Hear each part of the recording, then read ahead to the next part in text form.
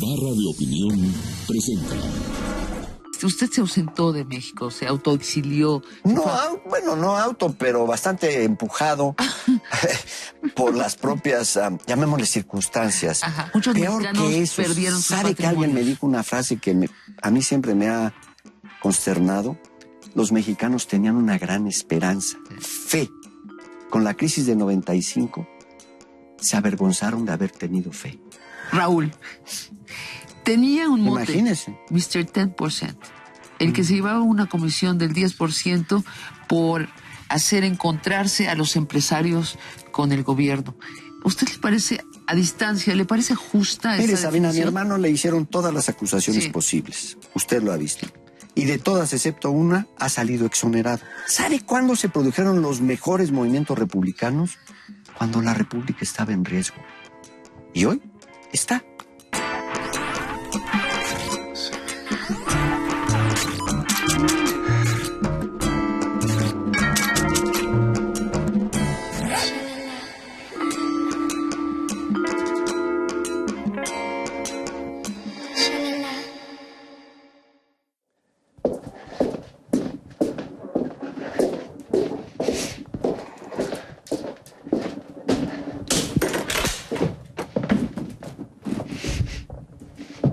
¿Qué tal, Sabina? Buenas noches. Bienvenido. Muchas gracias. Por favor. Muy amable.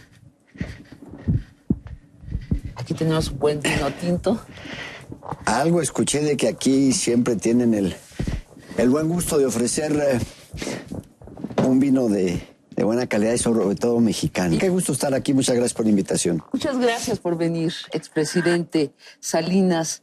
¿Por qué ahora este libro? ¿Quiere usted influir en la sucesión presidencial del 2012?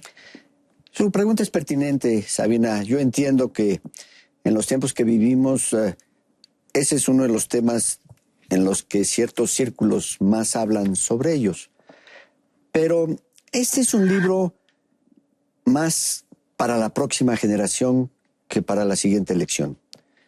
Es un libro escrito pensando sobre todo en las mujeres y los jóvenes, que en estas circunstancias difíciles por las que atraviesa nuestro país y el mundo en el que vivimos, quieren escuchar ideas diversas, diferentes, para ir normando su criterio. Usted en este libro aboga porque los ciudadanos tomemos el poder.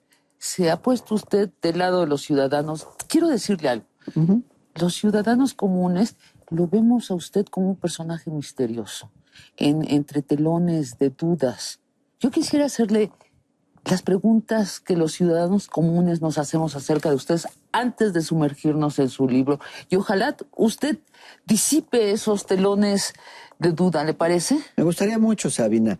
Estoy seguro que son preguntas que a mí me hacen cuando camino en la calle o asisto a alguna reunión, tengo diálogos con estudiantes, con profesionistas y encuentro generalmente dos tipos de preguntas. Sobre el pasado, ¿qué pasó? Y sobre el futuro, ¿qué hacer? Sí. Bueno, le dicen a usted el innombrable, ¿no? A varios nos dicen así. Hay otro por ahí que ya estuvo en su programa. ¿Quién? Alguien que anda por ahí caminando recorriendo polvaredas. Pues será un segundo innombrable, porque usted es el innombrable.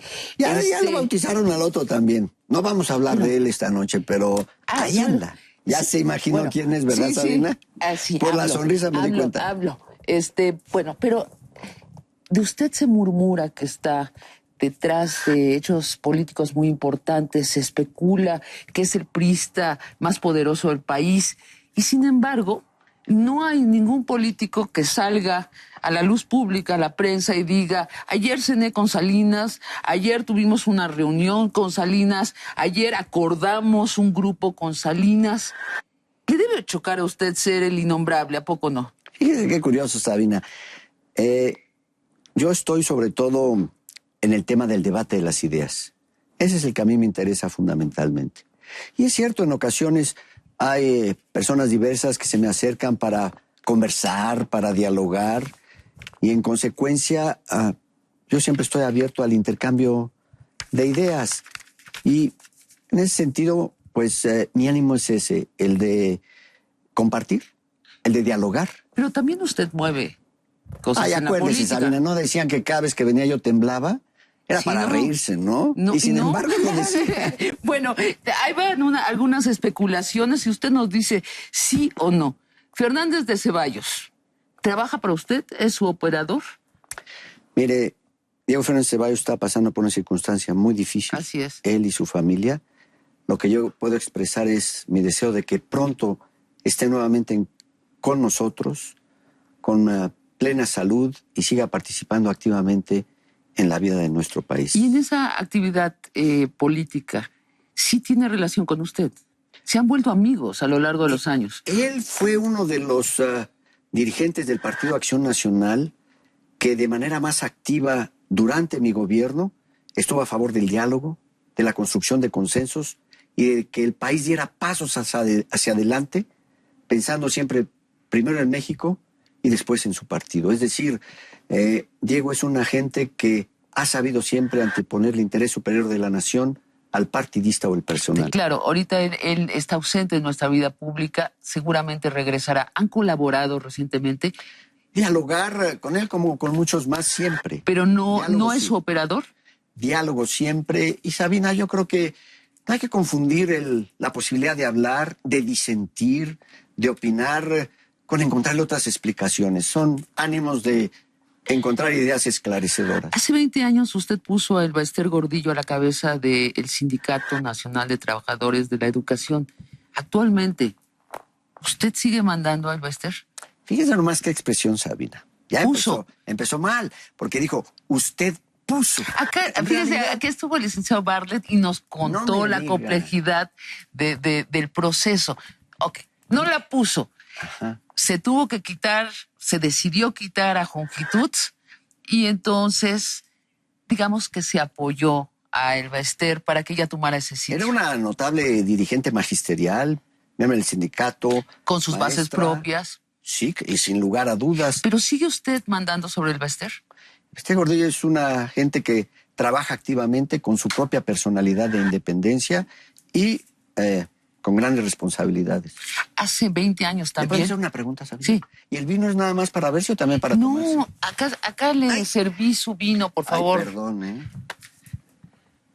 Se le fue un corchito. Salud. Ya ve, la vida es imperfecta. Dígamelo a mí.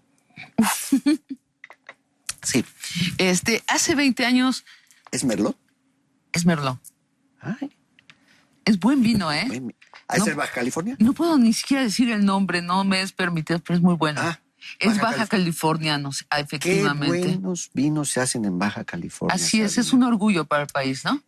Mire, yo siempre he pensado que en México tenemos dos bebidas extraordinarias. Tequila, somos denominación de origen, y cerveza. Y ahí sí podemos masivamente entrar en los mercados, en el nuestro e internacionalmente. Vino. El vino requiere clima mediterráneo, que tenga claramente definidas las 4 estaciones. Aguascalientes y Baja California han sido tradicionalmente las zonas. Pero no tenemos capacidad de gran producción. Por eso me da mucho gusto que se esmeren en la excelencia más que en el volumen. Sí. Y bueno, pues, salud. Salud. De nuevo, salud. Gracias. Carlos Slim. Hace Yo sí lo 20 probé, años. ¿eh? Usted no lo probó. Ya, a lo mejor porque piensa que si toma mucho se le suelta la lengua y esa es mi preocupación. Por eso No vaya a ser que estoy pruebe yo de más. estoy cuidando que no se me suelte la lengua y ser precisa en los términos. Hace 20 años, su gobierno le vendió una paraestatal a Carlos Slim, que se convirtió en Telmex, y lo hizo fabulosamente rico. ¿Es usted socio de Telmex, como se dice? Caray, qué expresión esa de que Telmex lo hizo fabulosamente rico. Aquí en mi libro, para dar contexto, porque el contexto es indispensable, Sabina, hago una reflexión de decisiones tomadas entonces para mostrar cuál fue esa etapa de liberalismo social Sí. que tuvimos durante mi administración y toco el tema de las privatizaciones, y en particular el de Telmex, el que usted menciona. Y algunas gentes que han leído ese apartado me han dicho, yo no sabía, me dicen, uno, que Telmex se anunció la privatización en la sede del sindicato ante los trabajadores. Dos, que Telmex se privatizó como las otras empresas por subasta pública. No se asignó.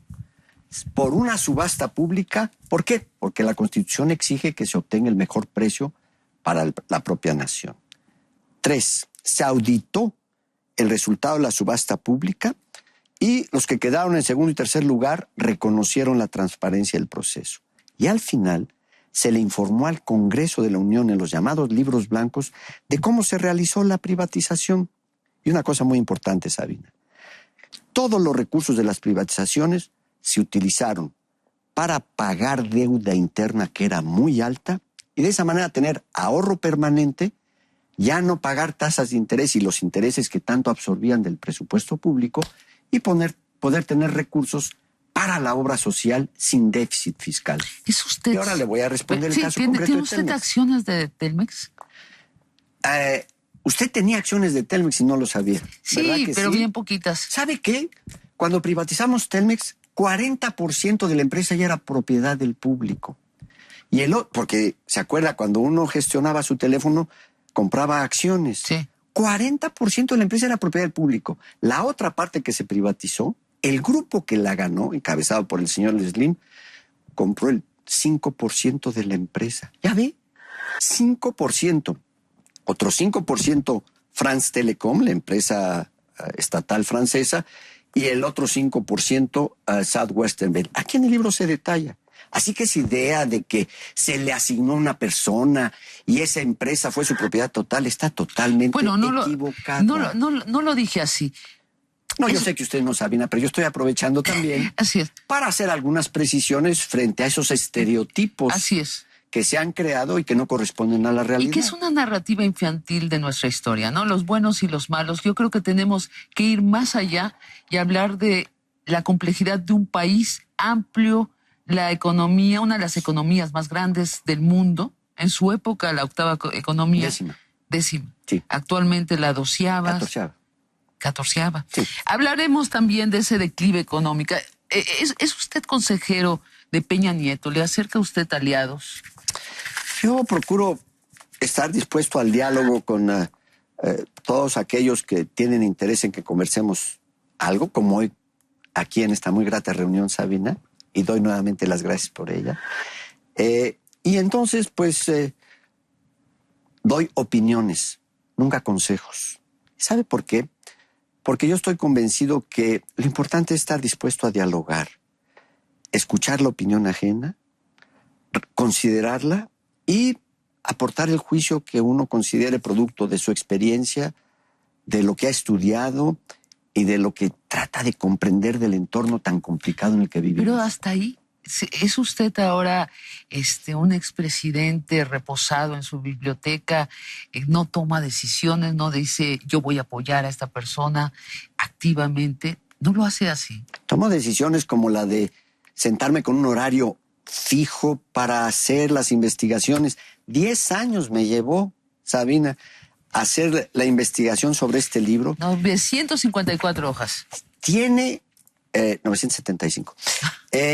Tiene 200 páginas de notas, de puras notas, Sabina. ¿Por qué? Porque yo me preocupé porque hubiera un fundamento a las afirmaciones que yo hacía en el texto. De otra manera es un dicho contra otro. Es que él dice y el otro opina. Está bien, pero cuando uno exprese sus opiniones, hay que fundarlas en hechos sólidos, comprobados. O si es una reflexión, pues incluso irse a la historia y tratar de dialogar con los personajes del pasado, preguntarles por qué opinaron como opinaban y tratar de que le den a uno una respuesta. No es consejero de Peña Nieto.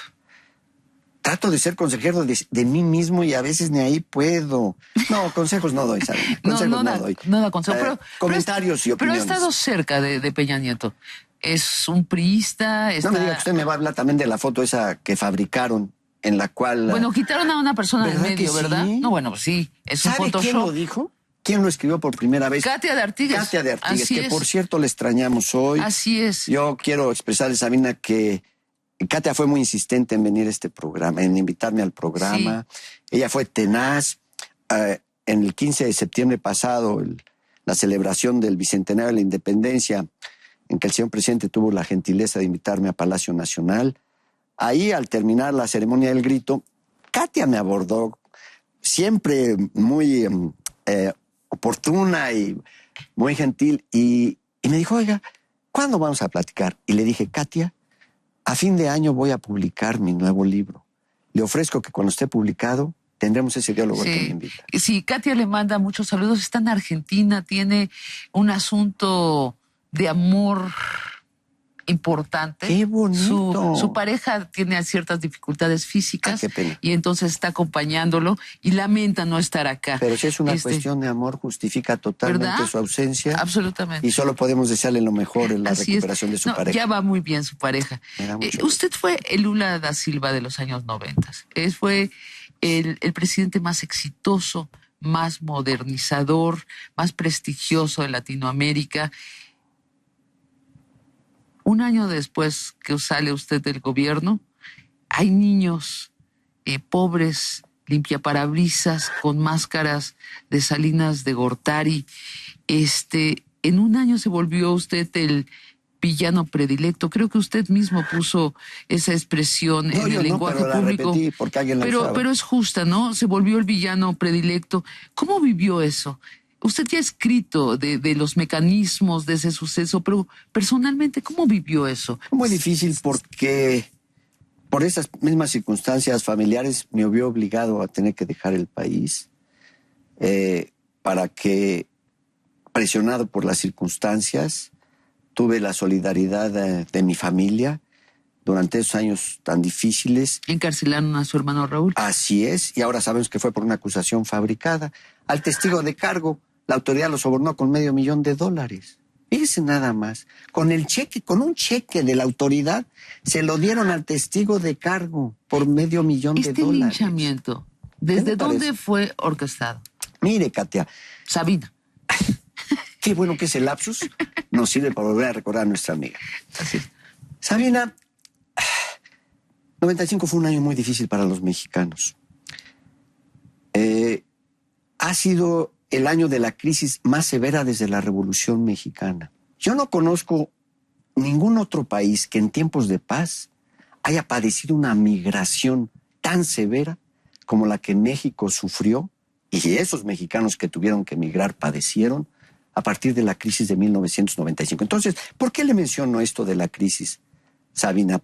Porque en ese ambiente de desencanto, sí, en ese ambiente de frustración de las esperanzas que se habían construido. De gran rabia, ¿no? Y vamos a entrar, usted nos había dicho, vamos a entrar al primer mundo. Nunca dije que vamos a entrar al primer mundo, pero sí les dije hay que compararnos con los mejores, no con los del tercero, sino con los del primero. Y se cayeron las esperanzas. Muchos Peor mexicanos que eso, perdieron sus ¿sabe patrimonios? Que alguien me dijo una frase que a mí siempre me ha consternado? Me dijo, al final de los 94, por la dinámica del país, por el reconocimiento internacional que tenía, por el gran esfuerzo interno que se había hecho, los mexicanos tenían una gran esperanza, fe. Con la crisis de 95, se avergonzaron de haber tenido fe. Y eso, Sabina, provocó un enorme dolor. Y era comprensible que buscaran dónde estaba el origen de esa frustración y de ese dolor. Y yo comprendo que hayan dicho, bueno, explíquenos qué es lo que estaba mal. Y tenían razón, pero no hubo ni oportunidad de hablar. Hubo toda una ofensiva diseñada para encontrar lo que se llama un chivo expiatorio. Está muy estudiado ¿desde eso. dónde? ¿Desde Los Pinos fue? ¿Desde el gabinete de Ernesto Zedillo y con su complacencia? Mire, yo he insistido mucho que, a propósito de las circunstancias actuales, dejemos atrás lo de echar culpas, encontrar no, pero responsables. tener precisiones. La historia se hace de precisiones. Sí, y de tiempo, para tener una perspectiva larga para poder juzgar. Una vez le preguntaron a Zhou Enlai, ¿se acuerda aquel gran dirigente chino? Le dijeron, ¿qué opina usted de la Revolución Francesa? Y su respuesta fue, es muy pronto para decidir.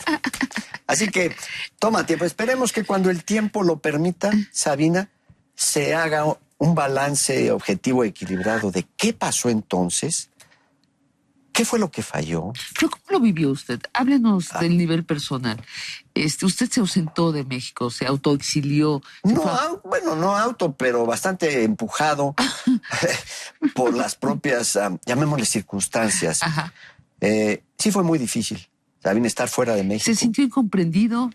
Más que incomprendido. ¿Sabe qué, Sabina? ¿Cómo reclamar Sí. incomprensión cuando había tanta frustración y dolor? Me parece injusto. Por eso lo que me dediqué fue a escribir, a reflexionar, a rendir cuentas como expresidente, después de haber rendido cuentas como presidente, que lo hice cada año ante el Congreso de la Unión, como lo manda nuestra Constitución. Y por eso escribí mi primer libro, hace 10 años. Así es. Y ese primer libro, y otros libros, y este libro, y su actividad en la política, ¿usted quiere reivindicar su figura en la historia de México? ¿Le importa eso? Bueno, todo el mundo tiene derecho a la reputación. Por supuesto. Es, llamémosle, un derecho humano, la reputación propia. Pero como le decía hace un momento, Sabina, dejamos que el tiempo decante los balances. ¿Por qué me interesa a mí estar en el debate de las ideas? Sí. Ese es el terreno que a mí me parece más atractivo e importante. Porque encuentro, como lo decía hace un momento, en esta época de ansiedad, un reclamo sobre todo de los jóvenes y de las mujeres por encontrar una respuesta a 3 preguntas fundamentales. La primera, ¿dónde estamos? La segunda, ¿a dónde ir? Recuerde, Sabina, como decían los clásicos, no hay viento favorable para barco que no tiene rumbo. Si usted no sabe a dónde ir, no importa cómo le pegue el viento a sus velas, no le servirá para nada. Carecemos de una El narrativa Quo del Vadis. futuro. El jueves. Pero la tercera Sí. pregunta que hay que contestar es, ¿qué hacer? ¿Qué hacer? ¿Se acuerda aquella novela de Chernyshevsky, el gran novelista ruso del siglo XIX? Así la tituló, ¿qué hacer? Y representó una gran esperanza para los jóvenes rusos. Pues así necesitamos... Lenin también tiene un libro que dice ¿qué hacer? Fue su documento sobre el partido. Sí. No podemos pretender discutir ampliamente un libro de 975 páginas, pero sí hablemos de las ideas centrales que afortunadamente, apretadamente, usted concentra en el título. Democracia republicana, ni Estado ni mercado, una alternativa ciudadana. Hablemos de esto de ni Estado. La percepción que tenemos los mexicanos es que la democracia desmembró al Estado y que así debe de ser, pero que ese Estado hecho pedazos no logra acuerdos para enfilar hacia un rumbo definido y eso ha empantanado todo en México. Nada se puede lograr porque una facción interviene a otra facción, un partido interviene para que el otro partido no logre sus propósitos, el Congreso detiene al presidente, el presidente detiene al Congreso. Usted dice, ni se preocupen, la solución no es el Estado. No va precisamente en esa dirección, aunque es un tema bien interesante. Yo no creo que la democracia en México haya desmembrado al Estado. El Estado sigue existiendo, ahí están sus instituciones, ahí están las facultades del Poder Ejecutivo, del Poder Legislativo, del Poder Judicial. Ahí Sí, están... pero no es ese Estado donde el presidente priista decía, compañeros, voy a mandar al Congreso tal ley. Sí, señor presidente. Caramba, cuénteme cuándo existió eso, Sabina. Ya me da la impresión que en su sexenio Fíjese tenía una nomás. mayoría priista. Fíjese nomás, le voy a contar cómo hay esos estereotipos. Ajá. Que yo digo que los estereotipos son el pretexto de los holgazanes.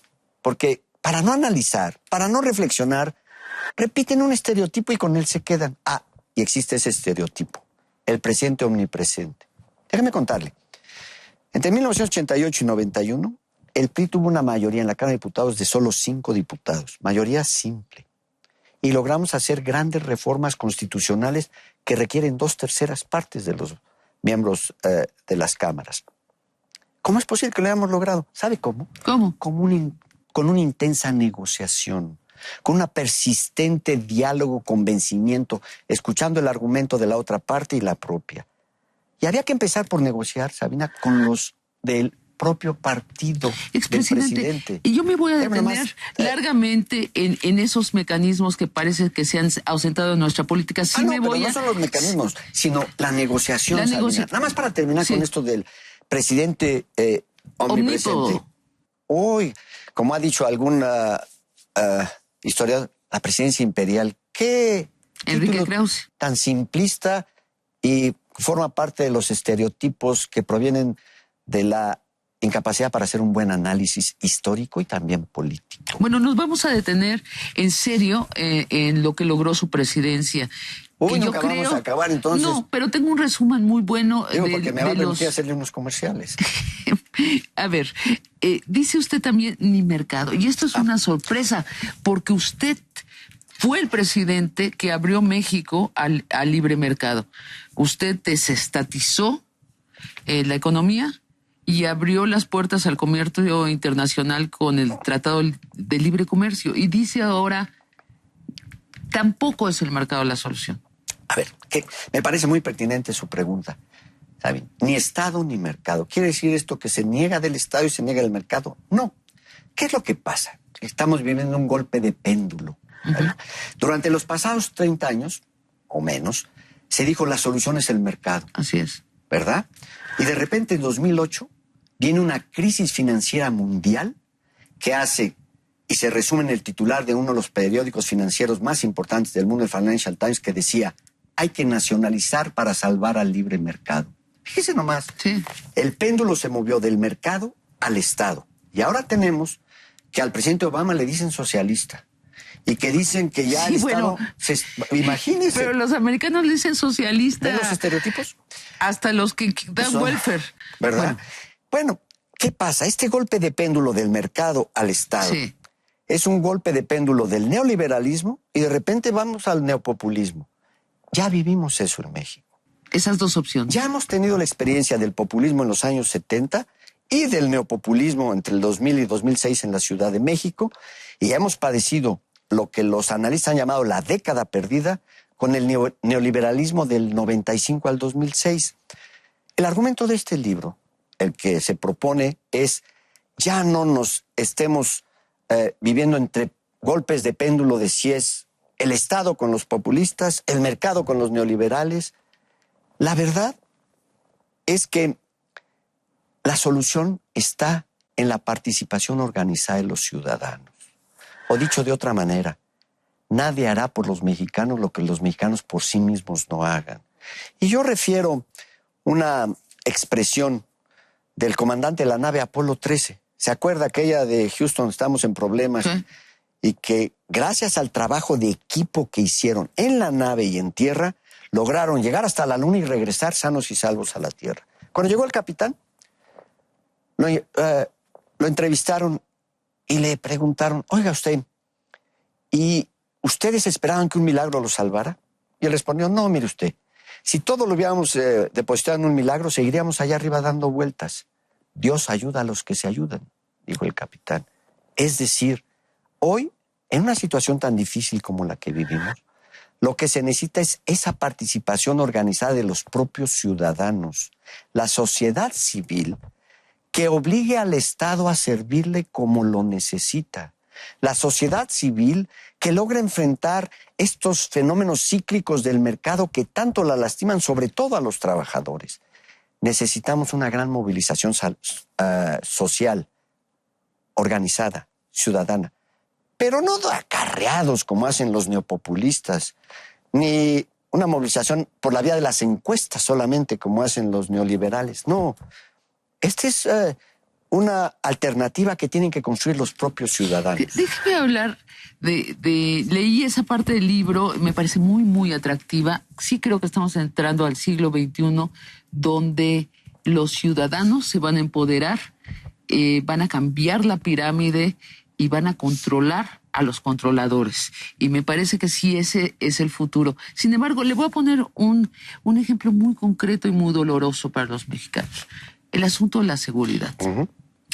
No hay tema que preocupe más vivamente, no teóricamente, sino vivamente a un mexicano, que es su seguridad y la de su familia. Todos podemos hablar de una experiencia que contar en el ámbito familiar, Así es. en el terreno de la seguridad. Sin embargo, el 80% de los mexicanos que sufre un crimen, un robo, un secuestro, una extorsión, no denuncia el crimen. Y no es porque seamos tontos, porque seamos cobardes, sino porque somos listos.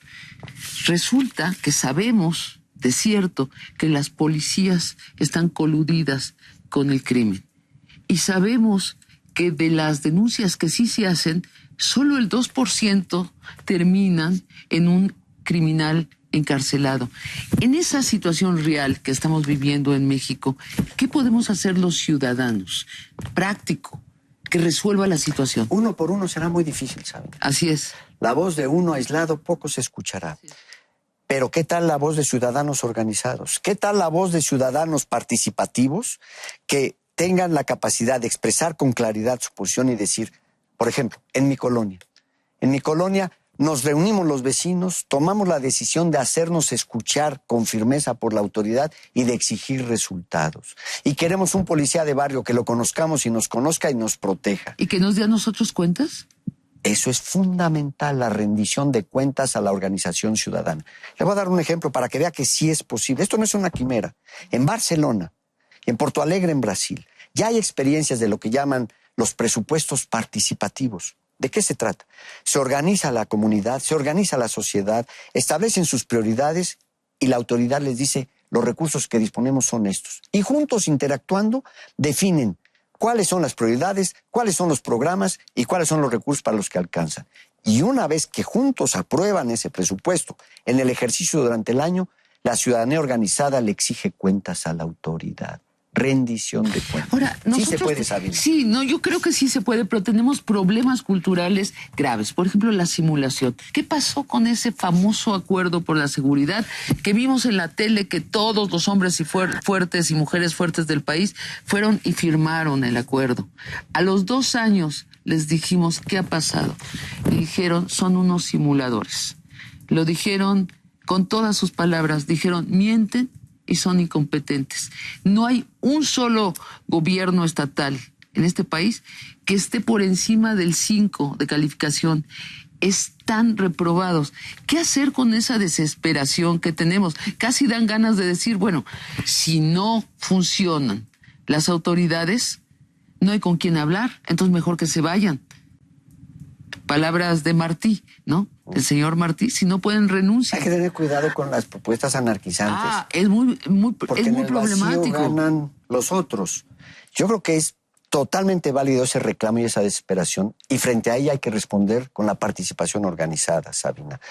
Porque de otra manera, pues pueden firmarse los acuerdos, pero de lo que se trata es de que se construyan de abajo para arriba, Sí.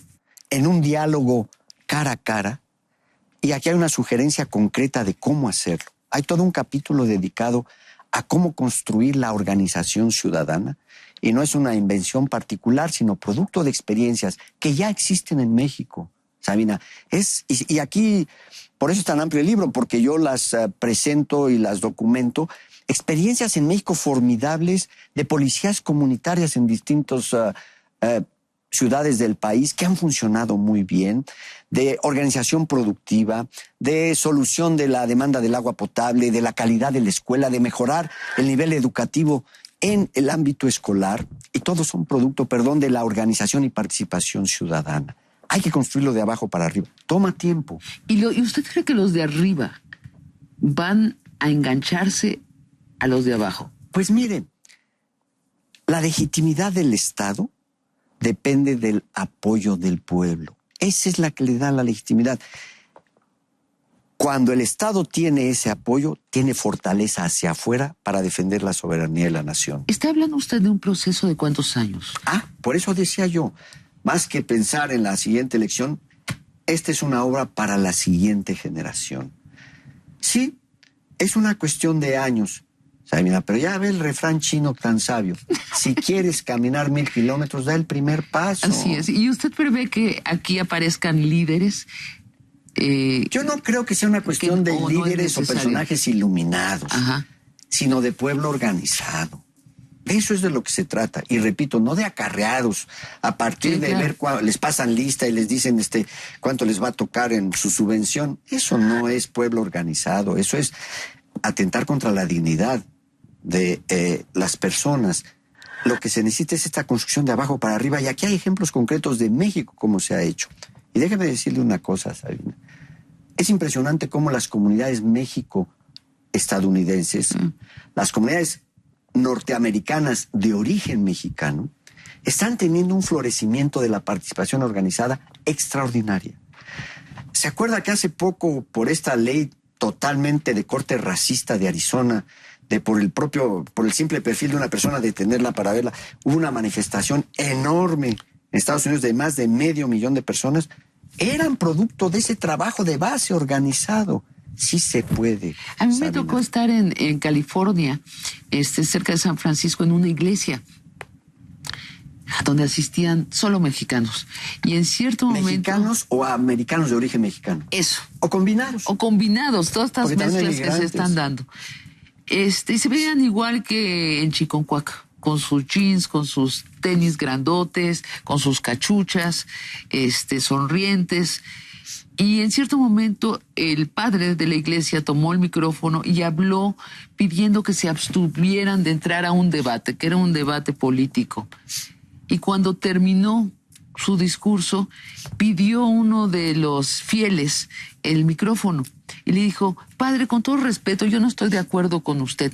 Le voy a decir lo que yo pienso. Y yo dije, acá hay un cambio cultural enorme. ¿Qué tal, Debemos ir a eso. Eso sucede allá. Y también aquí. Lo que necesitamos es que esas voces se escuchen colectivamente, Sabina. Se están escuchando. Yo creo que Se manifiesten colectivamente. la gente tocada por la tragedia se está volviendo líderes ciudadanos. Creo que es uno de los fenómenos actuales y que debemos apoyar a esos nuevos líderes surgidos del dolor, pero que no se desligan del pueblo, ¿no? De la gente. Por eso el título es Democracia Republicana. Queremos no solo ciudadanos que voten o consuman, sino que también participen, se organicen y transformen su entorno. Democracia con adjetivo, democracia con apellido, democracia que vaya más de lo electoral, que es bien importante, que sean resultados confiables, verificables, pero que no se agoten solo en el votar, que tengan una vivencia diaria con la participación ciudadana organizada. Esa es la definición de república, que aquí la recojo en sus raíces históricas. Sabina, república, la palabra la inventó, no la inventó. Cicerón tradujo la polis griega como res pública, la república, la cosa pública. Y en el Renacimiento los grandes pensadores republicanos dijeron: ciudadano es aquel que participa por el bien de la república. ¿Por qué? No es porque lo hayan inventado. ¿Sabe cuándo se produjeron los mejores movimientos republicanos? Cuando la república estaba en riesgo. Y hoy está. En México No está en inminente, riesgo. no inminente, pero sí está, Sabina. Y hay una enorme desesperación y desencanto. Y ansiedad también. Sí. Saltemos hacia atrás un poco, hablemos de su sexenio. Vamos a ver para atrás cuando todo el mundo está esperando ver para adelante, Sí, Sabina. pero le va a sorprender. Usted cambió dramáticamente al país. Fue el último presidente mexicano que cambió dramáticamente al país. Le leo un recuento que hizo el periódico Reforma al terminar su sexenio, que se llamó Los golpes de Salinas. Es decir, los cambios de timón que usted dio a México. Encarceló al líder del sindicato petrolero La Quina y colocó al nuevo líder. Quitó del sindicato de maestros a Carlos Jongitud y colocó, ya nos explicó que es un poco más complejo que colocar, pero en su lugar quedó el Baester Gordillo. Modificó los artículos 27 y 130 de la Constitución, considerados hasta entonces intocables. Con la reforma al 27 puso fin al reparto agrario y con el cambio al 130 dio la personalidad jurídica a las iglesias. reprivatizó la banca, redujo de 1.155 las entidades paraestatales a 264 al venderlas a privados. Firmó el Tratado de Libre Comercio con Estados Unidos y Canadá, inauguró el IFE Ciudadano, inauguró la Comisión de Derechos Humanos Ciudadana. Los tres presidentes que le sucedieron a usted, que son básicamente la misma ideología que usted, liberales económicos, no han podido seguir cambiando al país. Lo que suelen decir es, no se puede, no se pudo, fíjate que la situación internacional es muy grave, nos cayó el chahuizle, el Congreso no nos deja. La pregunta es, ¿por qué usted sí pudo? Sabina, cada quien responde a su circunstancia, a su contexto. A mí me tocaron dos eventos muy importantes. El primero, internamente, la muy debatida elección de 1988, que exigía un cambio radical en las reglas de la competencia política, y el resultado de la debacle social que significó tener que hacer enormes ajustes frente al sobreendeudamiento de los años 70. Había crecido la desigualdad y había aumentado notablemente el número de población en situación de pobreza. Eso era internamente. Y externamente, yo tomé posición al final de 1988. En 1989 cayó el muro de Berlín, finalizó la Guerra Fría, en Chile eligieron un presidente democráticamente y Estados Unidos invadió Panamá. Todo eso en 30 días ocurrió, Sabina. Fue un cambio dramático de las circunstancias internacionales en condiciones internas igualmente exigentes y dramáticas. Yo respondí a ello, busqué conformar un equipo de gran calidad y sobre todo la disposición a dialogar y escuchar. Lo del equipo es muy importante, Sabina. Lo del equipo es muy importante. Usted tenía un equipo de egresados de las Ivy Leagues norteamericanas, sobre todo. Jóvenes, los llamados tecnócratas. ¿Como don Fernando Gutiérrez Barrios? No, ese no. Mire, a ver, yo tenía un equipo que combinaba enorme experiencia política, capacidad de decisión, comprensión de las circunstancias y un equipo de jóvenes renovadores, transformadores, que estaban dispuestos a revisar las recetas tradicionales e innovar. ¿Por qué? Y le voy a referir una frase de Sir Isaac Newton, que todos sabemos por la ley de gravedad sus enormes aportaciones a la ciencia. Newton le escribió una vez a un colega: estoy muy satisfecho de mis avances en la óptica. Óptica. Yo no me acuerdo de los avances de óptica que hizo Newton. Y le dice: ¿y sabes por qué avancé tanto? Porque si vi más lejos fue porque me paré en hombros de gigantes. El gigante hablando de gigantes. Bueno, si quiere uno ver más lejos, hay que pararse en hombros de gigantes. Hay que buscar los eran mejores. Sus gigantes? Era el grupo que dice usted. Bueno, todos pueden ser debatibles, pero todos también tenían sus cualidades, sobre todo en la circunstancia que vivíamos. Y un equipo en la parte económica con Pedro Aspe, el propio doctor Ernesto Zedillo, con Jaime Serra, ahí estaba Guillermo Ortiz, ahí estaba José Ángel Gurría, ahí estaban un grupo de jóvenes muy bien formados, de larga carrera en el sector público, que habían estudiado en México y hecho un posgrado ¿Y cómo lo contrasta con el gabinete actual?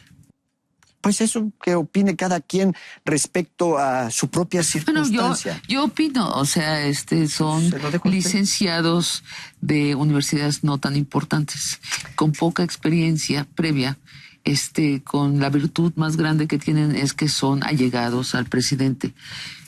¿A usted le gustaba que lo contradijeran sus ministros? Pues no es que me gustara, es que cuando tenían razón no había remedio más que atender sus opiniones, y yo se las agradecía. Teníamos un trabajo sistemático, ordenado, en el cual se expresaban con toda voluntad. No hay, el diálogo siempre era respetuoso, pero claridoso también. Ellos daban su opinión, yo daba la mía, las contrastábamos, las confrontábamos y después salíamos a ver y a dialogar y a consensuar. Y una vez que considerábamos este es el camino, entonces sí, tomada la decisión, lo más importante es que se materializara en los hechos. O sea, esa era su ventaja. Era mejor equivocarse decidiendo que no decidir. O sea, esa era su ventaja. Un muy buen grupo de ministros y la decisión de tomar decisiones. Y ahí estaba en la parte social Luis Donaldo Colosio, primero en el PRI, después en la Secretaría de Desarrollo Social, Arturo Barman, Carlos Rojas, Guillermo Espinosa, en fin, había un grupo de gran emoción social, muy bien preparados, que nos daban, ¿cómo le llamaré, Sabina? La garantía de que además de eficiencia iba a haber equidad. Porque no solo queríamos el eficientismo, queríamos que hubiera justicia. Y tenía un proyecto, claro, ¿no? Sí. El proyecto era democratizar al país un poco y, sobre todo, crear una economía de libre mercado. Pues más que democratizar al país un poco, crear condiciones para una auténtica competencia democrática. Ajá. Recuerde que en la elección de 94, la elección presidencial, precisamente por haber tenido ese IFE que ya controlaban los ciudadanos, la credencial como votamos hace un momento, el tribunal electoral, el debate en televisión entre candidatos, sí, resultados el mismo día de la elección, observadores nacionales e internacionales. Pues, ¿qué sucedió? Los ciudadanos salieron a votar. No ha habido otra elección en la historia de México con esa participación ciudadana. Casi 80% del padrón. Habría un gran entusiasmo. A la gente sí le estaba yendo mejor económicamente y la gente sí creía que estábamos avanzando a los umbrales del primer mundo. Pues sí, se estaba trabajando eso. Y más que del primer mundo, de tener mayor justicia y oportunidades dentro del país. Vargas Llosa por esa época viene a México y famosamente dice, esto es la dictadura perfecta. Usted tenía poderes de dictador. Usted acepta que su gabinete tomó mucho para sí. Su hermano incómodo. ¿Cómo han repetido ese adjetivo, verdad? Sí. Después con otros. Bueno, pero es que yo estoy increíble, seguro. sí, pero no adelante, le conviene perdón, a usted, no quiero distraer, sino solamente generalidades, trivialidades y poca sustancia. Ay, discúlpeme, ahora sí me voy a defender porque ya me dijo trivial. No, No, se lo voy a decir. Es que yo no veo ninguna evidencia en los jóvenes priistas de que estén gobernando de una manera novedosa. Barra de Opinión presentó. Barra de Opinión presenta. Usted acepta que su gabinete tomó mucho para sí. Su hermano incómodo. ¿Cómo han repetido ese adjetivo, verdad? Sí. Después con otros. Bueno, pero es que yo estoy Increíble, seguro. sí, pero no adelante, le conviene perdón, a usted, no quiero distraer, sino solamente generalidades, trivialidades y poca sustancia. Ay, discúlpeme, ahora sí me voy a defender porque ya me dijo trivial. No, se lo voy a decir. Es que yo no veo ninguna evidencia en los jóvenes priistas de que estén gobernando de una manera novedosa.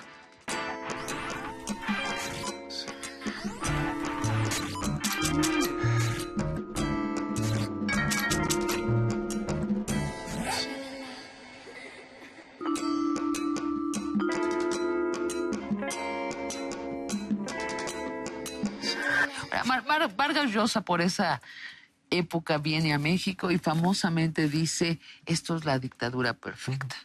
Usted tenía poderes de dictador. Fue una frase ingeniosa, producto de una circunstancia muy particular que se vivió en ese momento en que el Premio Nobel de Literatura ahora fue invitado a un coloquio por nuestro gran Premio Nobel de Literatura, Octavio Paz. Y, en fin, lo que haya sucedido provocó un cierto malestar al nuevo Premio Nobel y expresó esta frase ingeniosa, pero con poco apego a la realidad. Y no lo culpo. Él, Vargas Llosa, que ha estado vinculado a temas de avanzada, muy realmente progresistas, ahí se expresó más bien como novelista. Ahora, bastante bueno, ¿eh? Es muy bueno. Él tiene una novela que se llama Pantaleón y las visitadoras. Ajá. A mí me encantaba porque era el mejor ejemplo de una empresa paraestatal. Y usted ha de recordar, Sabina, de qué trataba. Así es. Las visitadoras de Pantaleón yendo en un barco por el río. Comercio, sí, de la prostitución con los soldados. Era una empresa paraestatal. Eso es lo que relata ahí Vargas Llosa con una genialidad extraordinaria. Pero a ver, por irnos a esta anécdota sabrosa, Vargas Llosa está en el candelero, es orgullosamente un Nobel de la lengua española. Fue muy gracioso. Él dice en el coloquio de invierno, México es una dictadura perfecta. Enrique Krause dice, no, un momento, es una dicta blanda. Octavio Paz se enoja y dándole la razón a Vargas Llosa, al día siguiente se va de México declarando que tiene que ir a visitar a su abuelita enferma. Creo que hubo algún motivo adicional que Pero así lo los declaró. participantes... Bueno, eso Y es lo que como declararon. novelista fue grave para... Y lo que realmente sucedió parece que fue otra cosa, pero ya que lo cuenten él los tuvo la participantes. última carcajada, ¿eh? ¿Ah, sí? ¿Ya acabó? Ah, pues sí, dijo, ya me voy porque mi abuelita está enferma. ¿Qué pasó allí? Nada más para saberlo. No. ¿Quién le dice vete del país? No, nadie. Nadie. No. Nadie, no. Incluso habíamos comido en Los Pinos el día previo, una comida muy grata, muy, bueno, imagínense con esas personalidades, Sí, así todo es. lo que uno podía aprender. Y sucedió lo que sucedió. Pero en fin, eso que lo acaban de precisar, lástima que Octavio Paz, ¿cómo lo extrañamos? ¿Cómo necesitamos un pensador como Octavio Paz? Vamos ¿Qué falta a ir, nos hace? vamos a hablar de la pobreza del debate actual, pero para terminar volvamos a la lista de los golpes de Salinas. Colocó a un nuevo líder petrolero y ahí sigue el mismo grupo, 20 años después ahí sigue el mismo grupo de poder. El Baester Gordillo, se vuelve la líder del sindicato de maestros, 20 años después ahí sigue la maestra. Le dio estatus legal a las iglesias, en plural. Y mira la iglesia católica, pues por un poquito ya quiere volver ley a su dogma cristiano. Reprivatizó la banca, sigue privada. No, ya no es nuestra. Ahora Y es de ya los no es extranjeros. nuestra. Qué pena eso, ¿eh? Sabina? Qué Así pena es. eso. Transfirió monopolios del Estado a manos privadas, No transferí, se privatizaron se vendieron. en subasta pública. Pero ahí siguen esos grandes monopolios, siguen siendo monopolios y estorbando al mercado libre. Todo O sea, monopolio estorba, ¿eh? claro. Sin lugar a dudas. Sobre todo el monopolio privado. Puede haber públicos que tengan razón de ser. usted o su sucesor, que tal vez era el que le convenía haber hecho, le hubiera dado tiempo de hacerlo, los debió haber disuelto. No puede haber un libre mercado con monopolios y así vivimos entre monopolios y empresarios allegados al poder que en lugar de ir a conquistar los mercados globales, pues se la pasan exigiéndole al poder privilegios exagerados. Tiene usted toda la razón, ¿sabe? Él Y firmó debería de corregirse. Y por eso, Sí. la movilización ciudadana organizada, si construye fuerza con trabajadores en posiciones estratégicas, que es un argumento que se elabora aquí en el libro, junto con empresarios innovadores, realmente esa movilización de sociedad civil puede hacer posible las transformaciones que se requieren para que la República sortee estas O sea, circunstancias es tan casi difíciles. crear un gobierno paralelo al gobierno. No, es prácticamente hacer una movilización ciudadana para que el gobierno le responda a la población, Y bueno, pero esa para que movilización... le sirva y no se sirva de ellos. Claro, pero esta movilización ciudadana tiene que tener un mapa de lo que quiere. Sin duda. Y ahí, Sabina, hay un concepto que aquí en el libro se insiste en él, y es en la parte de qué hacer. Generalmente cuando se dice qué hay que hacer, se empieza a hacer un listado de políticas públicas. Bueno, esas son importantes. Pero antes de hacer un listado, hay que pensar estratégicamente. Si no se tiene estrategia, otra vez, no hay viento favorable para barcos sin rumbo. ¿Qué es pensar estratégicamente? Tener un propósito, saber cuáles son las fuerzas que se van a enfrentar y en qué campo se va a dar la acción. Si los jóvenes que hoy reclaman un campo de acción y que exigen respuesta a su desesperanza, empiezan por pensar estratégicamente, ya habremos dado un gran paso. Si las mujeres que hoy están haciendo cambios formidables en el terreno de los hechos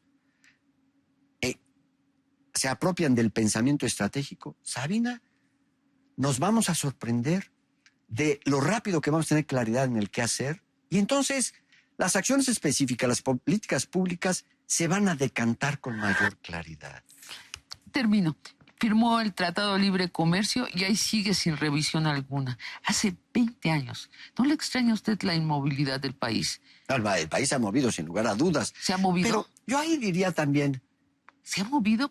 Todas estas piezas que usted colocó no han evolucionado. Seguramente usted preveía que iban a evolucionar. Por ejemplo, el asunto de los monopolios tenían toda que decisión es disolverse. perfectible, Sí. sin lugar a dudas. También ahí, perfectible como es, por supuesto que se espera no solo que se perfeccione, sino que se transformen para que respondan mejor a las Bueno, nuevas pero ¿no le circunstancias. extraña la inmovilidad del país? Sí estamos varados. Siguiendo su metáfora del barco, estamos varados. Y No deja de ser ¿eh? preocupante, Sabina, que en esta década perdida de los neoliberales, entre 95 y 2006, mientras América Latina tuvo años de formidable expansión, nosotros fuimos el país que menos creció en América Latina, Así por es. abajo de Haití. Así es. A pesar de que hubieron años en que tuvimos 35 mil millones de dólares de exportación de petróleo, 25 mil millones de dólares de remesas de mexicanos en el extranjero, 15 mil millones de dólares de inversión extranjera y 12 mil millones de dólares por turismo. Casi 100 mil millones de dólares por año y crecimos menos que Haití. Bueno, ¿por qué? Dígame. Usted es economista. Pues ahora ya estoy en el terreno de la reflexión, porque hasta la economía hay que someterla a una revisión en el modelo neoclásico. ¿Sabe? Los neoclásicos son los, con respeto para los matemáticos, los que se apropiaron de la economía. Y se les olvidó la historia. Y sin historia no se entiende lo que se es. La historia es la memoria colectiva obligada, el revisar y entender por qué estamos donde estamos. La historia es indispensable. Bueno, dígame por qué. Dígame por qué algo que escape la complejidad y podemos decir, esta es la causa principal. Bueno, se ha hablado mucho de la falta de una nueva generación de reformas, de cambios estructurales. A mí me parece que han habido esfuerzos muy importantes y que requieren tiempo para madurar y en consecuencia para poder valorarse.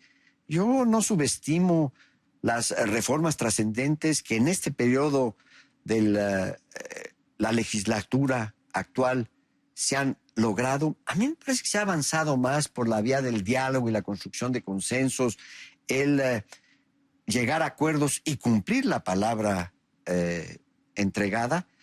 Y me parece que los resultados son más importantes de lo que se le conceden. Pues me alegro, yo sí siento una gran desesperación. Bueno, yo veo que el país no cambia y que no se decide ni siquiera hacia dónde está el cambio, no hay una narrativa de futura. ¿Cometió usted errores como presidente? Pero podría escribir un libro más grande que sobre escríbalo, eso. Sería muy bonito. Lo voy a hacer, Sabina, pero si los errores sirven para que quien los cometió reflexione por qué y, en consecuencia, normar su criterio para cuando le pidan una opinión les sea útil, para que de esa manera... ¿Cuál fue su principal error, visto a la distancia? Mire, nosotros pusimos en marcha un programa que se llamó Solidaridad, que reconocía que estaba en la propia población que exigía y demandaba transformaciones, el lograrlas y alcanzarlas.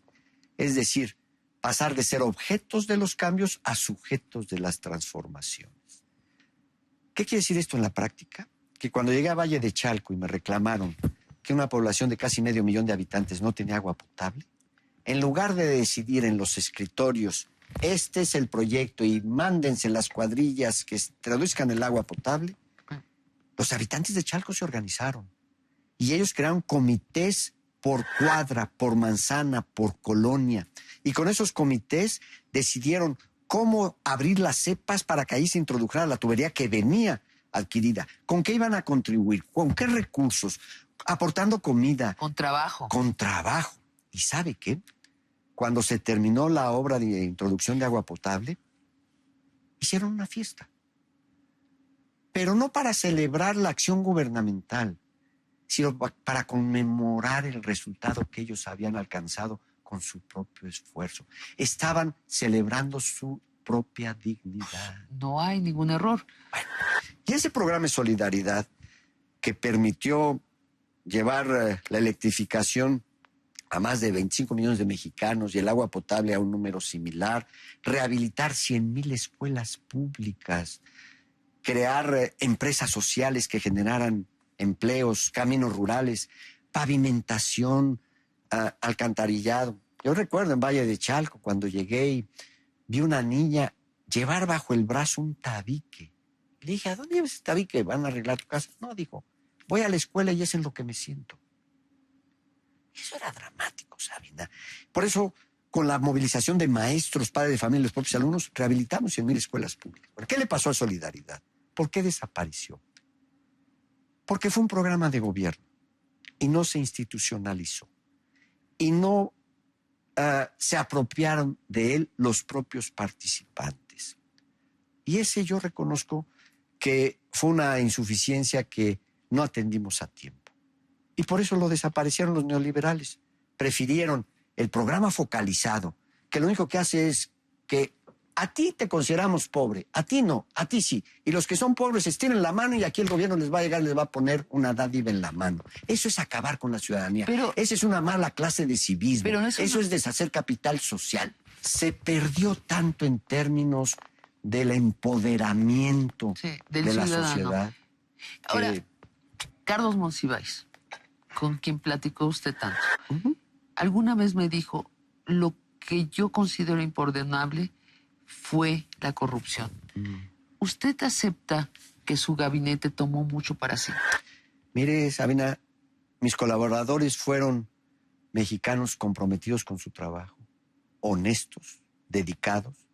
Estoy seguro que si alguno de ellos cometió algún ilícito, hubiera sido sancionado. Y los que fueron sancionados fueron de niveles menores. Su hermano Raúl. Ahora que usted está de parte de nosotros los ciudadanos, ¿recuerda? Y estuve como presidente también. Solidaridad fue el ejemplo de un programa para los ciudadanos, por los ciudadanos y de los ciudadanos. ¿Se acuerda esa definición de democracia? Sí. ¿De dónde viene? Lincoln, el discurso de Gettysburg. Precioso. La democracia es el gobierno del pueblo, por el pueblo y para el pueblo. Raúl, su hermano incómodo. ¿Cómo han repetido ese adjetivo, verdad? Sí. Después con otros. Bueno, pero es que yo estoy increíble. seguro. Sí, pero no adelante, le conviene a usted, no quiero distraerla. Supongo que le incomodó todo lo que pasó. Sobre todo las fabricaciones, Sabina. Tenía un mote. Imagínese. Mr. 10%. El que se llevaba una comisión del 10% por hacer encontrarse a los empresarios con el gobierno. ¿Usted le parece, a distancia, le parece justa esa definición? Mire, Sabina, a mi hermano le hicieron todas las acusaciones posibles. Usted lo ha visto. Y de todas, excepto una, ha salido exonerado. Lo acusaron de participar en el homicidio de mi excuñado, aliado político y gran amigo, José Francisco Ruiz Massieu, uno de los más talentosos políticos que hemos tenido. Lo acusaron también de malversación de fondos de la partida secreta. Lo acusaron también de estar vinculado con los peores personajes que ahora se vuelven tan famosos. De cada uno de ellos, los tribunales mexicanos y los internacionales no solo lo exoneraron, sino que señalaron que se trataba de fabricaciones. Yo Entonces usted... le di el ejemplo hace un momento de aquel testigo de cargo sobornado por la propia autoridad. Si usted leyera la resolución del tribunal colegiado que exonera a mi hermano por el homicidio, verá cómo maltratan a la propia autoridad diciendo, ¿cómo es posible que una institución que se supone de buena fe, como es el Ministerio Público, soborne a un testigo? ¿Fabricado por quién? Yo se lo insisto. Por la propia... Bueno, por lo que la resolución judicial dice fue fabricada por propias autoridades. Bueno, pero venía de esto de Los Pinos. O sea, porque si no sucede como si estábamos en un complot todos los mexicanos. No, y a mí las teorías del complot... la teoría me parece injusto atribuirle a tantos que han trabajado tanto el afán de tan pocos. Bueno, exacto. El afán malvado de tan pocos. ¿Cuáles esos son pocos? Pues me parece que eso se deberá de decantar de lo que resuelvan las resoluciones judiciales. Y déjeme decir... ¿Nos vamos a enterar alguna vez? Ojalá. No, bueno, pero usted sabe... Por ejemplo, la malversación de fondos federales de la partida, también el tribunal que exoneró a mi hermano demostró que no hubo desvíos de esa partida. Claro, los que durante años repitieron que miren nada más cómo lo hizo, cuando lo exoneraron, mandaron la noticia a páginas interiores y nunca lo volvieron a repetir. Por eso, pero yo le repito, si usted no nos dice, pues no, la historia va a quedar allí un borrón. Pues quién sabe, porque aquí está escrita. ¿En qué sentido? ¿Se acuerda que una vez le preguntaron a Churchill? Oiga, y no hay punto de comparación, pero uso la referencia para ilustrar el punto. Le preguntaron a Churchill, oiga usted, ¿y cómo lo va a tratar de historia? Churchill dijo, muy bien. Ah, caray, le dijo el que lo estaba entrevistando. ¿Y por qué está usted tan seguro? Y Churchill respondió, porque la voy a escribir. Exacto. No quiere decir que yo la esté escribiendo, pero estoy aportando un punto de vista. ¿Ahí en su libro están nombres y apellidos? Sí, cómo no. Muy bien. Sobre todo muchos en las notas de pie de página. Va a ser interesante cómo se van a encontrar ¿Por qué hoja cosas está? interesantes. Porque yo le debo decir que no lo leí completo. Digo, No, salió el no libro esperaba ayer yo a que lo librerías leyera. Sí. y tiene 975. De todos modos, son muchas. Ahí están los nombres. ¿Mm? Miguel de la Madrid Hurtado dice que usted se robó la partida secreta de la presidencia. Mire, yo creo que es un episodio que ha resultado muy penoso y que el propio expresidente de la Madrid lo precisó y lo aclaró en un escrito que firmó de su puño y letra y que publicó ampliamente. Aquí se trata, en una nota de pie de página, ese tema. Yo tengo un gran respeto por el expresidente de la Madrid. Él me buscó después de ese evento, nos reunimos en privado, me dio una explicación que mucho le aprecio y me parece que con la aclaración que él hizo se satisface cualquier ¿Qué le especulación dijo? que ¿Que se quiera estaba hacer. despistado?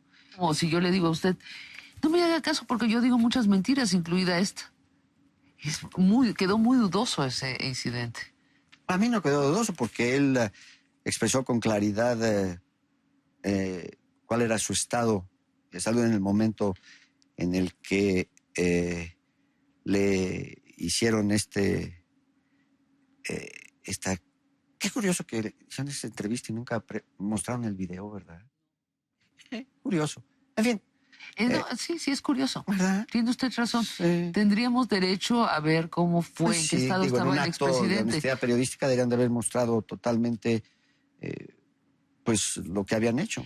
¿A cuánto asciende su fortuna personal? Gran pregunta del mexicano común. Tengo mis ahorros y también tengo una pensión que me fue otorgada y la cual al momento del inicio de este gobierno, por las razones de austeridad, yo decidí regresar. renunciar. Sí. No usa usted esa partida para los expresidentes.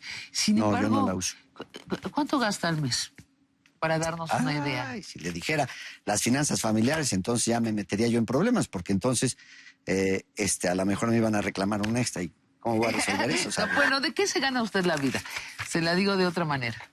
Fundamentalmente los ahorros que hice a lo largo de mi carrera pública. Y ahora espero, Sabina, tener algunos regalías por mis libros. Debo decirle que en el de la década perdida se vendió bastante bien. Tuve regalías importantes. El primero, que fue el de México, un paso difícil a la modernidad, sigue vendiéndose. Y ahora veremos qué nos dicen los propios ¿Da lectores. conferencias? Sí. ¿Da sí, conferencias? sí. ¿Trabaja para el Dow Jones? No. Eso es algo que aparece dejé hace en su muchos nota años. de Wikipedia eso. No me para diga. que vaya y la corrija si no es cierto. Bueno, ya Sí. entonces quiere decir que hay que hacer un trabajo más a fondo que leer Wikipedia si uno quiere saber de algo. Yo me acuerdo que en una conferencia que di en Oxford, un joven se levantó y me dijo, es que en internet leí que de usted se dice tal cosa. Y yo me quedé pensando. Y le dije, oiga, joven, ¿y usted quiere un título de internet o de la Universidad de Oxford? Porque si lo quiere de Oxford tendrá que hacer un esfuerzo superior. Bueno, pero le voy a decir, en esta época de la comunicación Y ciudadana... que por cierto, otros jóvenes sí me hicieron otros comentarios mucho más constructivos, creativos, pero hay de todo. Es la obligación de uno revisar su ficha en Wikipedia y corregir. Así funciona el sistema de la comunicación. Es una sugerencia, ¿verdad, Sabina? No, pues, es que La así voy a atender. funciona. Así funciona. Bueno, la pobreza del debate. Afirma usted que en México el debate intelectual se ha empobrecido. Cuando era usted presidente, ¿con quién hablaba? ¿Con qué intelectuales hablaba? Todos. Realmente había una gran apertura en mi gobierno, había mucho respeto a la labor intelectual, y debo decirle que los diálogos que tuve con distintos intelectuales a lo largo del país, en la capital, en los estados, la gran riqueza intelectual en México, siempre los escuché expresarse con toda libertad y nunca se pretendió desde el gobierno imponerles una línea u una opinión. Octavio Paz. Usted platicó con Octavio Largamente, Paz. en muchas ocasiones. Y periódicamente. Sí. Por cierto, tengo una cita aquí en mi libro de Octavio Paz, muy estimulante, donde declaró: las privatizaciones fueron un paso fundamental para la democratización de México. Sí, él estaba muy de Interesante, acuerdo ¿no? con lo que usted estaba haciendo a nivel económico. Bueno, si habló de democracia, quiere decir que también lo político. ¿Dónde se veían? ¿En Los Pinos? Sí, o en ocasiones en casa de algún amigo. De otros los visitaba yo en su domicilio. De las conversaciones de Octavio Paz surgió el Consejo Nacional para la Cultura y las Artes. En parte, sin lugar a dudas. La idea del Consejo fue tener una entidad que permitiera creación en libertad y cuidado del patrimonio cultural de los mexicanos. Que es una idea que Octavio Paz había escrito con Said años antes, en plural. Sí, y además grandes pensadores antes de ellos también. Don Justo Sierra había hecho una labor extraordinaria en ese terreno, don Jaime Torres Bodet, formidable, el propio Vasconcelos. Yo recuerdo de Vasconcelos aquella colección de libros de clásicos que publicó. Sí, claro. Mi papá leyó ahí la trilogía de Romén Rolán, que nos hablaba de Beethoven, Miguel Ángel y Tolstoy, y pudo leerla a pesar de sus escasísimos recursos, precisamente por la edición popular que hizo Vasconcelos de los clásicos. ¿Su papá tenía escasos recursos? Sí, ¿cómo no? Pero no fue ministro de Comercio su No, papá. pero cuando era estudiante, imagínese, cuando era mi papá estudiante. tuvo que trabajar para mantener a su mamá y por la situación familiar tuvieron que salir del país e irse a vivir a San Antonio. Vivían en Monterrey. Él tenía 12 años y estando en San Antonio pega la crisis de 1929. Terrible. Se acaban los empleos en Estados Unidos, se vienen a Monterrey y entonces el coletazo de la crisis llega a México y se acaban los empleos también en Monterrey. Fueron años muy amargos en los que hubo que trabajar muy fuerte y entonces él privilegió la cultura del trabajo. Ahora, Octavio Paz, en cierto momento le pide la cabeza de Flores Olea, el primer presidente. ¿A quién se la pidió? ¿A usted? A mí jamás. Bueno, públicamente él dijo que él quería la cabeza de Flores Olea porque no lo había invitado a un congreso en la UNAM. Me parece que eso, no sé, no recuerdo que haya ocurrido así, pero las decisiones que se tomaban sobre todo en relación a evaluación de las circunstancias, del momento. Yo siempre tuve gran aprecio por aquellos que colaboraron en mi gobierno. Hubo necesidad de hacer cambios a lo largo del camino, como sucede siempre en una administración, pero siempre Entonces es expresé un mito eso. reconocimiento del desempeño de mis colaboradores. Bueno, de lo que ha dicho Paz yo no puedo hablar. Eso estará en los hemerotecas o ¿Está? libros. Pero de cómo tomé yo las decisiones, pues eso es como yo le comento. Claro, claro. A ver, Héctor Aguilar Camín también fue un intelectual que conversó con usted. Sí, fue uno más de los muchos con los que yo conversé. Y no lo menciona allí cuando hace su recuento de los ¿Cómo no? Sí está intelectuales citado. empobrecidos. ¿Sí está citado? Sí, sí está citado. Exactamente en ese capítulo al inicio, a propósito de una declaración reciente que dio en el periódico Milenio.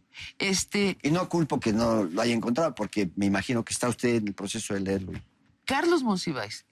La relación con Carlos Monsiváis es mucho más, ha sido mucho más discreta, no se ha hablado de ella. Carlos Monsiváis lo conoció usted antes de que fuera presidente. Muy niño.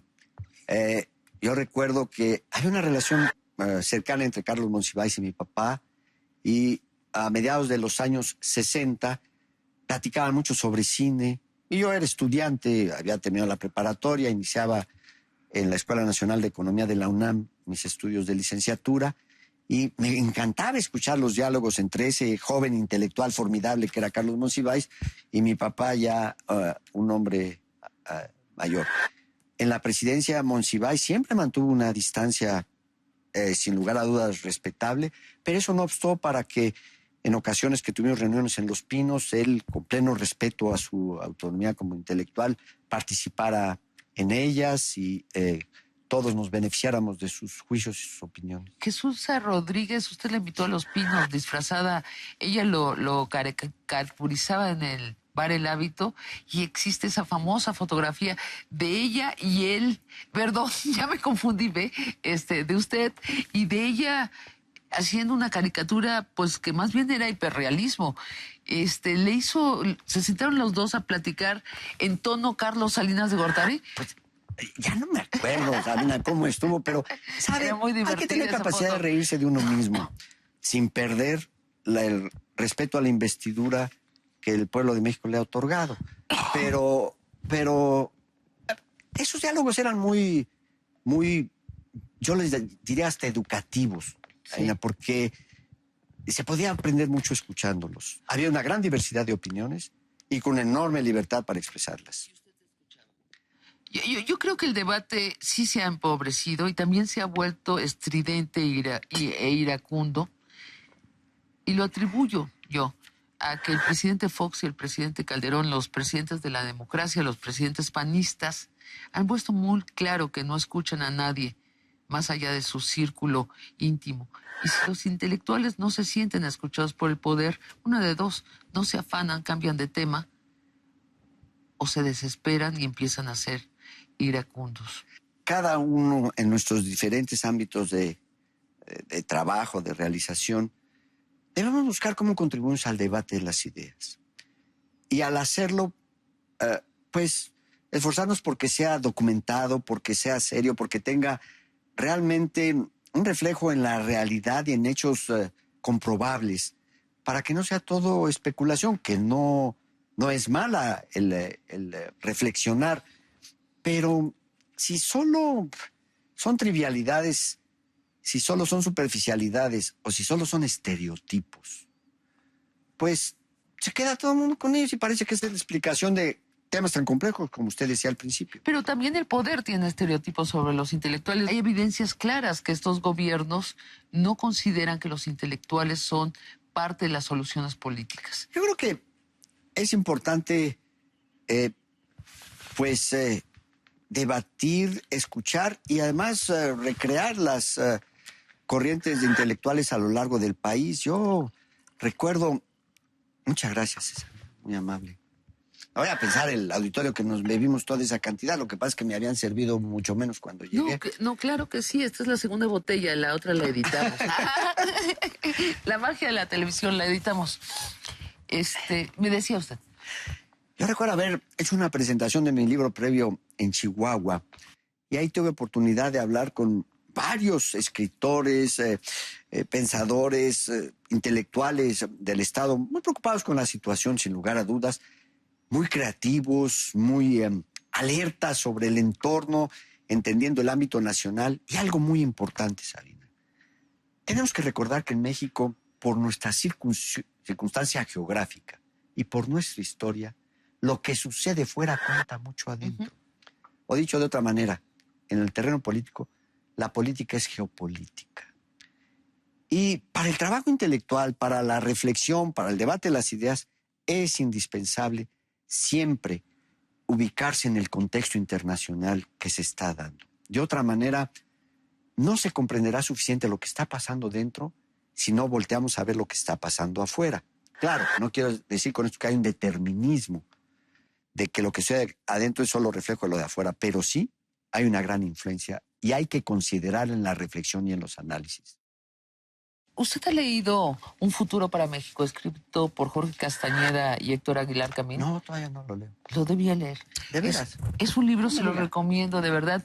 Es interesante. otro intento distinto al suyo de una narrativa del futuro para México. Qué interesante. Empiezan, sí, por diagnosticar. Lo veo usted muy irónico, pero yo voy a continuar. No, es que acabo de tener un intercambio muy interesante con Jorge Castañeda, Así es. por quien he expresado mi respeto e incluso me aprecio. Tenemos posiciones totalmente divergentes sobre la política exterior, porque yo pienso que la soberanía nacional es un principio básico de política exterior. Ajá. Pero en eso sí discrepamos. Claro, y él piensa de que es necesario y es útil que Estados Unidos sí intervenga más directamente en esta guerra. Pero ha sido... Vaya, usted sí que lo dijo con una claridad prístina, quería saber.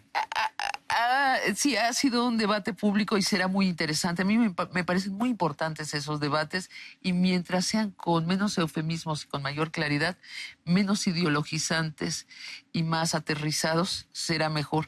Imagínese, decía... Se lo recomiendo, ¿eh? Jorge, en unas intervenciones que yo había ofendido a Vargas Llosa en mi libro... Llamándolo un poeta menor. Imagínese, y en las 975 páginas del libro no hay una sola mención al Premio Nobel de Literatura. Bueno, será... Eso le pasó por no haber leído el libro Así es. antes de comentarlo. Háblenos de su Wikileaks sobre Sergio Aguayo.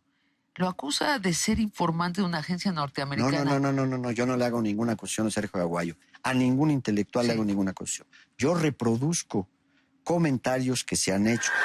A Sergio Aguayo, y lo digo en mi libro, le han hecho imputaciones y él se ha defendido incluso en los tribunales y ha ganado sus argumentos. No, yo presento lo que se ha señalado. Me parece que Aguayo, y como lo digo en mi libro, ha denostado algunas instituciones y eso no contribuye al proceso de institucionalización que requiere el país, pero repito, no es una cosa personal, tengo también respeto por él y lo único que hago es presentar un punto de vista. ¿Por qué, Sabina? El capítulo de los intelectuales en mi libro parte de una reflexión de un pensador y político italiano, Antonio Gramsci, que habla de lo que él llama los intelectuales orgánicos. ¿Y qué quiere decir con intelectual orgánico? El propio Gramsci. Textos que escribió en la cárcel, bajo la persecución del gobierno fascista, los famosos cuadernos de la cárcel, que por cierto Editorial Era hizo un trabajo fantástico a lo largo de casi 20 años para traducir al español todos los cuadernos de la cárcel. Merece un reconocimiento de parte de todos. Bueno, y ahí Gramsci nos dice, el intelectual orgánico es aquel que va construyendo literalmente una cultura de opinión alrededor de un grupo de interés. Él lo llama de una clase social. ¿Por qué son importantes los intelectuales orgánicos? Porque cuando se aspira a llegar al poder, o incluso desde el poder, es importante poder construir consensos sin recurrir a la coerción. Y ese consenso que se logra construir sin coerción se llama una hegemonía. Los intelectuales orgánicos trabajan para construir hegemonía. Y hoy me parece que no hay mucho consenso en eso, nuestros intelectuales no han funcionado mucho para ser orgánicos, pero sí hay cierta hegemonía del pensamiento neoliberal y del neopopulista. Sí. Y necesitamos salirnos de esa dicotomía, del Estado del mercado y una propuesta republicana. Usted menciona a otros intelectuales, pero todos ya escribían cuando usted era presidente. Sí, ¿cómo no? Y todos rebasan los 60 años y todos están insertados o son neopopulistas o neoliberales. Ajá. ¿Usted lee a algún intelectual menor a los 60 años? A ver, intelectual, escritor, todo escritor es intelectual. Tal vez. Todo intelectual es escritor, quién sabe. Le voy a decir a alguien que me gusta mucho. Lástima que ya falleció y falleció joven, Bolaños. ¿Usted ha leído 2666? Sí, Roberto Bolaños, sí. ¡Qué barbaridad! Sí. Este hombre, chileno por cierto, pero que entendió... Mexicano también, ¿no? Completamente, es nuestro. Cuando uno lee su novela, la forma como él recoge el lenguaje de los jóvenes me parece fantástico. Y yo creo que esa es una aportación extraordinaria. ¿A qué otro? Nos hace falta. ¿A qué otro escritor? Nos hace falta escritores así. Ya no voy a mencionar, porque luego cuando dicen que doy un nombre ya los ando yo, colocando en problemas. No, es que yo quiero saber si usted lee a escritores menores de 60 años. Es la curiosidad que me da. Pues ya le mencioné uno. Lee algunos en inglés también. Bueno, ya mencioné en español. Hay algunos otros jóvenes mexicanos que me están gustando mucho. Me voy a reservar los nombres pues para no meterlos en líos. Me gustan mucho las novelas, pues, las de John Grisham sobre cuestiones judiciales. Uh-huh. Me parecen fantásticas y enseñan bastante. No sé qué edad tenga. Ya usted me aclarará. Me han gustado... Tengo menos de 60, ¿eh? Entonces, por eso se lo estoy preguntando, porque me llamó la atención y pensé si usted está leyendo a mi generación y las generaciones de abajo, ahora, que son muy distintas. No es tanto que a quién esté leyendo cuando me refiero al capítulo de intelectuales orgánicos, sino quienes están trabajando en esta función de crear hegemonía. Esa es la diferencia. Si hay jóvenes de 20 o 30 años que estén en posibilidad de construir esa hegemonía, me encantaría conocerlos. Y fíjese, mi generación está muy dedicada a hablar sobre la sociedad civil. Muy poco interesada a hablar del poder y muy interesada en la sociedad civil. Yo le invito allí que Y si me hace una sugerencia de obras, se lo voy a apreciar. Se las voy a hacer. Las encuestas indican que el PRI va a volver a la presidencia. ¿Está usted contento? También mi libro, como le repito, no es sobre la próxima elección, sino fundamentalmente sobre la siguiente generación. Es en eso en lo que estoy enfocado. Yo lo que he expresado en diversas ocasiones es que falta mucho para la elección de 2012 y hay problemas muy urgentes que resolver. Sí. Hay que poner la atención en aquello que es la exigencia ciudadana y ya tendrán sus tiempos esos eventos. ¿Le gusta Peña Nieto? Yo sé que se sale de este tema más profundo del que está hablando, pero bueno, es nuestra coyuntura. ¿Le gusta Peña Nieto?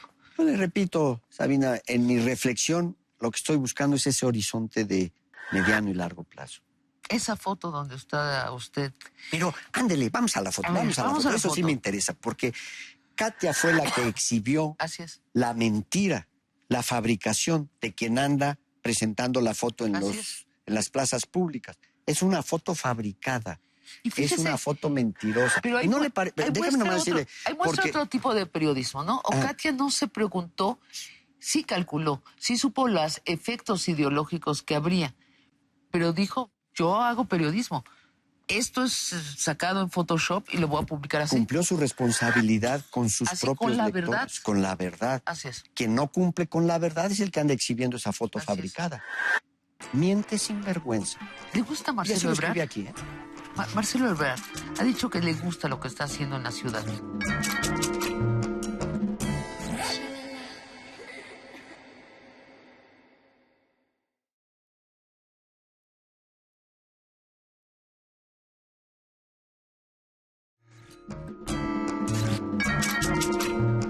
Marcelo Ebrard ha dicho que le gusta lo que está haciendo en la ciudad. Volvemos al mismo punto. Más que a mí interesarme hablar de personajes, lo que me interesa es este terreno de las ideas. Y ahí es donde me estoy concentrando.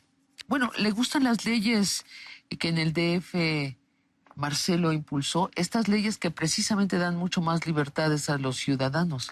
Digo, tenemos leyes que nos dicen con quién nos podemos besar o no besar en este país, con quién nos podemos acostar, con quién, que si nos embarazamos en un descuido, así fueron podemos votadas, tener. Sabinas, y las leyes son para cumplirse. Uno de los principios básicos de la convivencia en sociedad es cumplir con lo que las leyes mandan. Ahora, por eso la movilización ciudadana es tan importante, para asegurarse que las leyes que se van a aprobar realmente reflejan la voluntad ciudadana. Ahora, ¿no cree que si sube un priista a la presidencia, esta propuesta que tiene usted para el siglo XXI, de los ciudadanos controlando a los controladores, será imposible? Porque los priistas tienen una tradición autoritaria. Yo no creo que los priistas son nuevos priistas. Creo que usan los mecanismos antiguos. Aquí traigo antiguos. Una frase escrita por un intelectual, usted la va a ver en el libro, que dice: en todo intelectual se esconde un tiranuelo feroz. Y lo escribe un intelectual sobre sus propios colegas. Yo creo que eso que acaba usted de escribir se le puede aplicar a cualquiera, y en consecuencia muchos tienen que cambiar sus prácticas. No importa dónde actúen o qué hagan. Otra vez es un estereotipo, ¿ves, Sabina?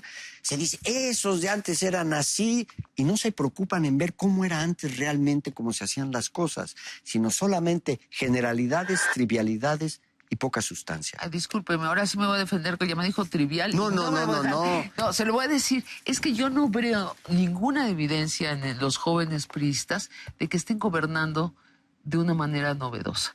Yo incluso siento que están gobernando de una manera más antigua que la de 1988. Están más atrás, están usando los viejos mecanismos del PRI de cooptar la disidencia sin absorber su crítica, gastando millonadas en propaganda televisiva y radial, y usando un lenguaje, ese lenguaje cifrado, desesperante del prismo, que uno nunca sabe qué están diciendo, hablando en crucigramas. Yo me temo a un joven priista con cierto grado de inexperiencia, sin una concepción de la historia mexicana, desmantelando los mecanismos de la democracia, y todo esto revestido de un lenguaje demócrata.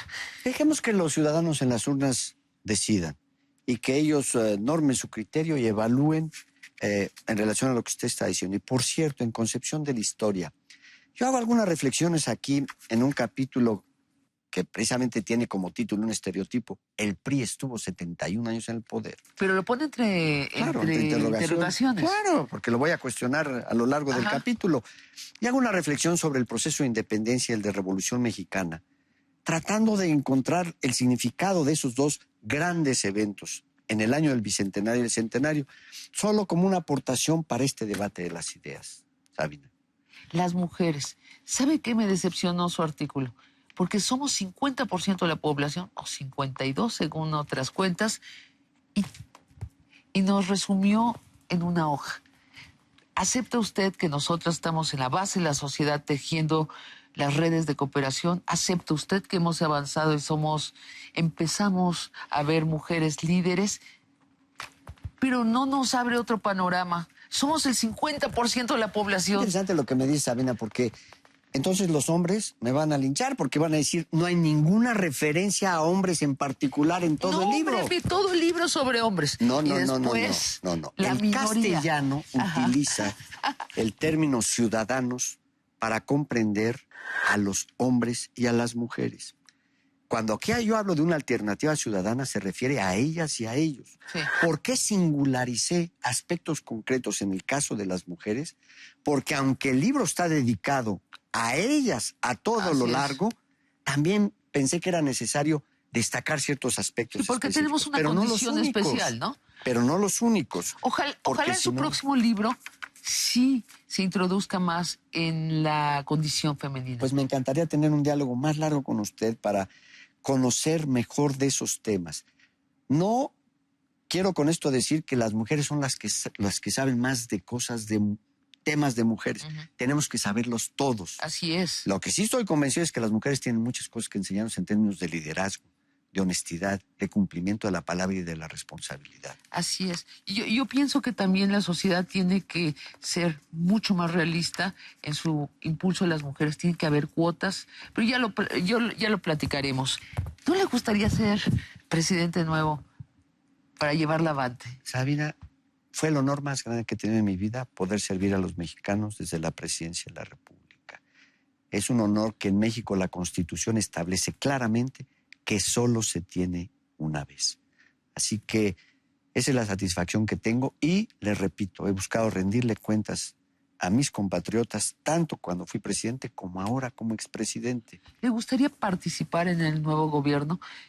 Quiero decir, me gustaría los gobiernos... seguir participando en el debate de las ideas. Ahí es donde está mi participación. 954 páginas en la era del tuit, de 140 caracteres. ¿Usted ha leído La ciudad de Dios de San Agustín? Ahí dice San Agustín en la introducción una cosa, bueno, no es una carta que escribe, dice, este libro no va a ser de fácil lectura, pero va a ser de obligada lectura. No pretendo lo mismo. Lo cito nada más porque hay ocasiones en que se necesita ser específico, detallado. Tal vez más adelante, Sabina, haré una reflexión breve con todas estas ideas que permita que en la época del Twitter sea hasta, bueno, algo novedoso. ¿Usted tuitea? Todavía no, porque no me quiero meter al bote pronto de lo inmediato, ahora que he estado reflexionando con estas horas y horas de biblioteca que me llevó este trabajo. Ojalá saque el mensaje, la esencia, el mensaje esencial en un tuit de 140 caracteres. ¿No lo tiene ya listo? No, pero este es como que acá caben... Pues entonces 4 tuitazos. 15 tweets. Bueno, 15 tuitazos. Usted escribió la contraportada, supongo. Sí, claro. Es muy exacta, es muy buena. Gracias. ¿Quién espera usted que lea este volumen? Jóvenes y mujeres, principalmente. Y el resto, bienvenidos. Muchas gracias por esta charla. Muchas gracias por la gentileza, Sam. ¿Más vino? No, suficiente para mí. Barra de Opinión presentó. Debemos de luchar los mexicanos por abatir la mediocridad y destinarnos a la grandeza. Esto constituye para nosotros el elemento sustancial del cambio de paradigma. Para eso requerimos una reforma del Estado que sea precisamente moderna, que nos permita competir en el mundo y que genere lo que yo considero y consideramos en Diálogo México el desarrollo del 1.5% más del Producto Interno Bruto. Esto representa casi 1 millón de empleos más. Los políticos, todos los actores políticos y los actores económicos deben de entenderlo y por ello Diálogo México ha construido una propuesta razonable que concentra lo que todos han querido hacer.